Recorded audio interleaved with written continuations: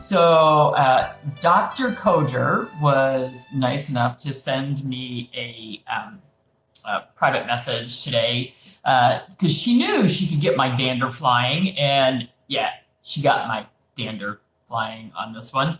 Yeah, the kitties are in the background all crowded around eating dinner. You can see them back there in on their platter going nuts. That's their third meal of the day. They would eat 24/7.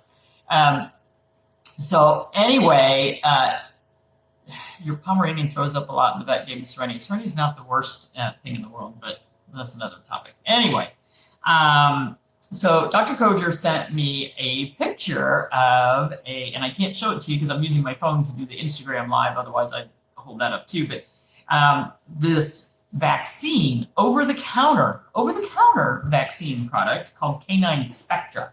And they have Canine Spectra 9 and Canine Spectra 10. Now, this is do-it-yourself at home, easy to use. And they even have online videos to show you how to give a vaccination to your own dog. Awesome.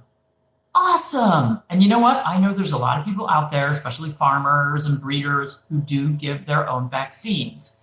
Okay, let's talk about that for a minute. First of all, let's talk about this stupid product. And there is no other way to describe this other than insane. So Spectra 10, remember yesterday I talked about get one thing at a time? One? Oh no, we got 10. 10 in one injection. And it's labeled for use in puppies 9 weeks and older. So you give them one, and then you should give them another one in 2 to 3 weeks. So what are the 10 things in there? We have distemper. We have adenovirus 1, adenovirus 2. So that's respiratory and hepatitis.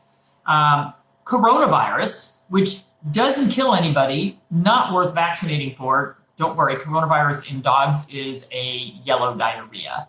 And the only reason it would ever kill a puppy is if you were not keeping them hydrated. So should never vaccinate for that. It's a useless vaccine. Doesn't work anyway. It has 2 different parvovirus strains. It has parainfluenza, 4 leptos, and Lyme. Now, the only thing they didn't throw in there, well, there's a couple things. Next thing you know, they'll be coming out with rabies. Oh yeah, but that's not over the counter. You can't do it yourself with the rabies. That's the only reason it's not in there. And they don't have kennel cough in there, Bordetella. Probably because they haven't figured out how to add that in yet. Don't worry. If they hear this, they will. We might have just given them an idea.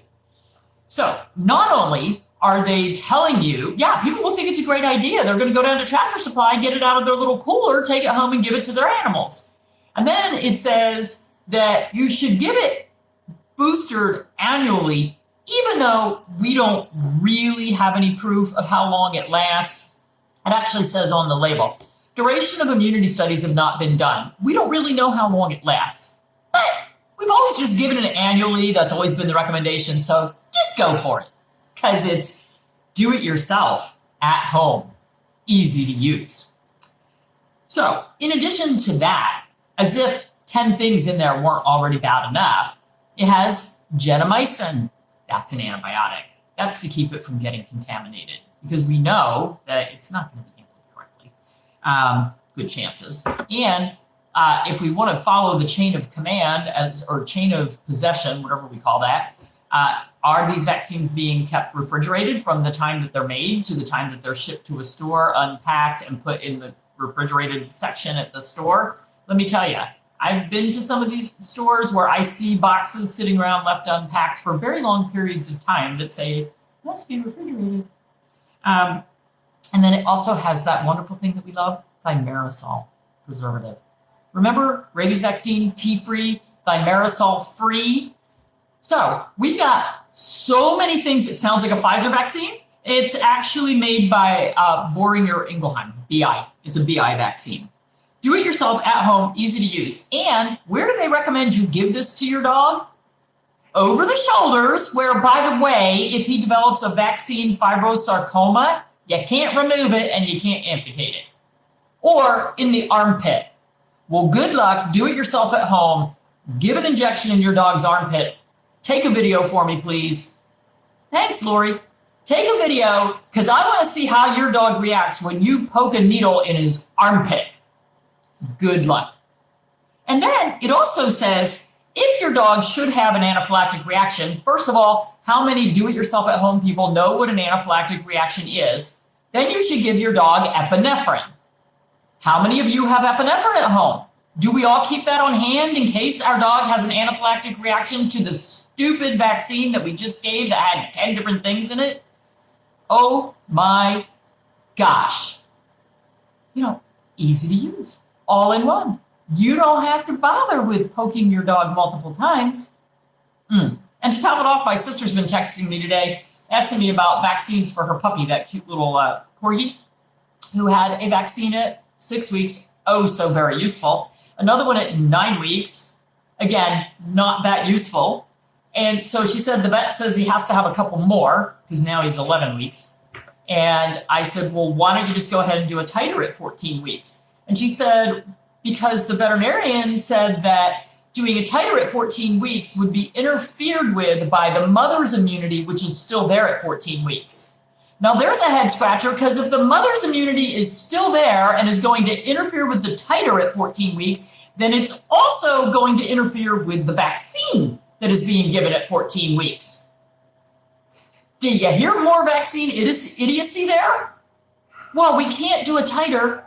The mother's immunity is still there. But we can give a vaccine even though the mother's immunity is still there and the vaccine is useless. But we're just poking the immune system for no reason. Okay.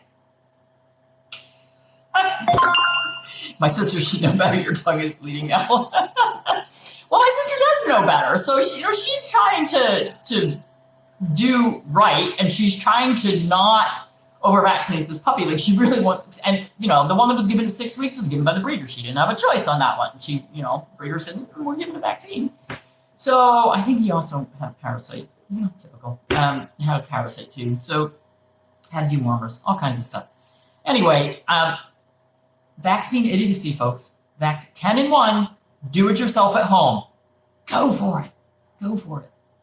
But I want videos. And I want videos of your epinephrine supplies at home. And I want videos of giving it in the armpit. Man, and I hope anybody who's listening here is not foolish enough to fall for this. If you are going to give vaccines at home or even in the veterinary office, please specify that they be given as low as possible on the hind legs. Rabies on the right. Whatever else you're doing, try to do it on the left so you know where the problem came from if you have a problem.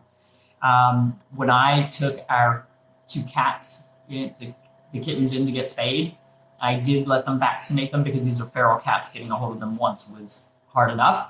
But I specifically wrote on there, vaccines must, and I reiterated it when I talked to them. I said, vaccines must be given as low as possible on the hind legs, rabies on the right, distemper on the left. And then they also had a little blurb in there, which I was going to talk about another day, that's on the sign-in sheet that said, if we discover parasites on your pet, they will be treated and you will be charged, and then you have to initial that. I crossed it out and said, call me, do not put any chemical pesticides in or on my pets. So feel free to change the wording if you don't like it. You may or may not get kicked out of the office, but is the dog epinephrine dose different from the human dose? I have no idea what the human dose is. I'm not a doctor, a human doctor. I don't know. So I couldn't even tell you. But you know what? You can kill them if you give them too much epinephrine. So I don't think that's something we should be doing at home. And I think it is lunacy for them to put that on a package label for ease of use at home. Anyway,